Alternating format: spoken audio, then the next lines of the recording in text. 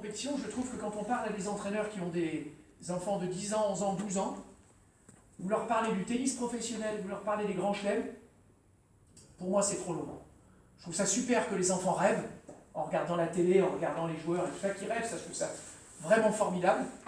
Par contre, en faire des objectifs, je trouve que c'est pas judicieux. Pour moi, c'est beaucoup trop loin. Et ça paraît tellement loin que ça fait perdre la confiance aux jeunes. Si vous leur dites, tu sais, il a 11 ans, mais ça va être dur, hein, ça va être dur d'être dans les 100 premiers, ça va être dur de devenir professionnel, ça va être dur, ça va être dur. Très bien, mais vous lui fixez quoi comme perspective? Que c'est dur? Non, la perspective, c'est au contraire que pas très loin de lui, accessible, il y a des grandes compétitions et des choses extraordinaires à vivre en tennis.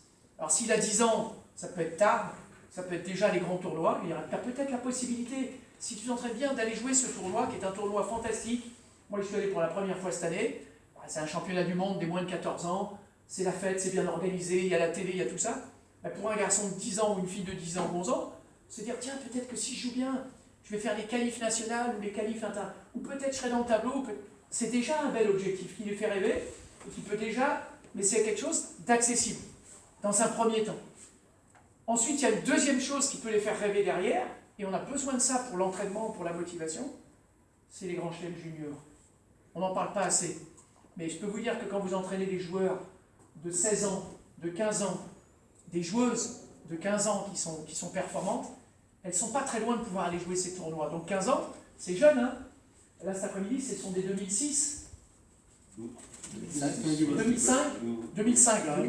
Ça veut dire que si elles, je ne sais pas leur niveau, hein, mais si elles sont très bonnes, si elles sont des bonnes joueuses, dans 2 ans, pour des joueuses, c'est souvent à 16 ans qu'on les joue ces tournois, parfois 17 ou 18, mais quelquefois. Ça veut dire qu'elles peuvent aller jouer au mois de janvier l'Open d'Australie. Ok, c'est junior, mais c'est fantastique, je pense, quand on est jeune, de pouvoir se dire je vais aller jouer l'Open d'Australie sur les mêmes cours que les.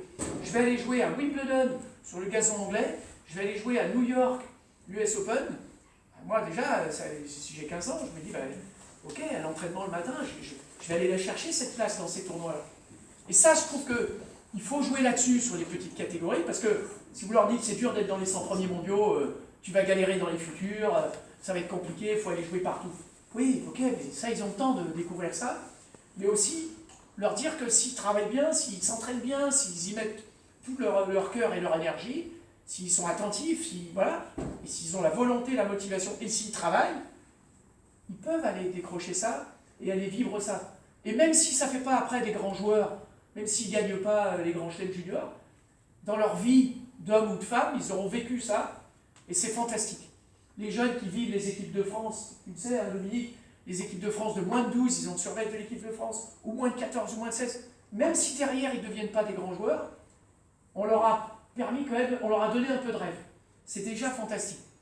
Donc moi je dis, quand on est dans un club, bien sûr, tous les jeunes qu'on a, ils ne vont pas faire ça, hein, mais si on a un garçon, une fille, 2, qui ont 7-8 ans, ils aiment ça, ils font du mur, on sent qu'ils ont quelque chose, des qualités, ils apprennent vite.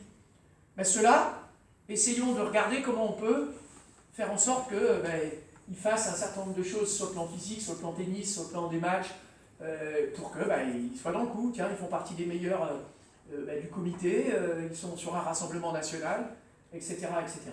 Parce que l'éducation physique, pour un 8 ans qui joue au tennis une fois par semaine et qui fait 2 matchs par an, pas trop vous poser de questions, hein. Il peut faire tout ce qu'il veut à côté, il peut aller faire du sport, tout ce qu'il fera, ce sera bien. Mais la question de l'entraînement physique, ou de l'éducation physique, n'est pas très importante. S'il joue une fois par semaine et qu'il fait 2 matchs par an, il ne faut pas trop se poser la question. Par contre, si c'est un enfant de 8 ans qui joue presque tous les jours, comme le font un certain nombre des meilleurs jeunes, si je dis bêtises, hein, mais les 8 ans, 9 ans, 10 ans aujourd'hui, en France, mais à l'étranger, partout, je peux vous dire que les jeunes s'entraînent de manière équilibrée, hein, mais ils jouent beaucoup dès les petites catégories. Ce sont des jeunes qui vont faire des matchs, des TNC, des tournois. À partir de 10 ans, des tournois internationaux, ces enfants-là, ils ont à ce moment-là besoin d'avoir un complément en matière d'éducation physique. Je parle bien d'éducation physique pour les plus jeunes. Hein, jusqu'à 10 ans, je ne parle pas d'entraînement physique. Ce n'est pas de l'entraînement physique, c'est de la formation physique. J'y reviendrai sur les contenus, mais pour moi, c'est aussi, je suis prof de PS au départ, donc j'ai cet esprit-là, mais pour moi, c'est vraiment de l'éducation physique dans ces catégories.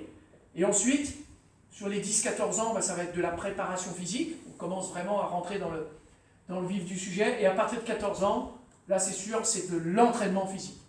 Là, on y est, on peut pas passer à côté, c'est quotidien, c'est bi-quotidien. Il y a du renforcement musculaire, il y a un travail individualisé. On est dans une logique de haute performance. Voilà, mais avant, il y a des étapes.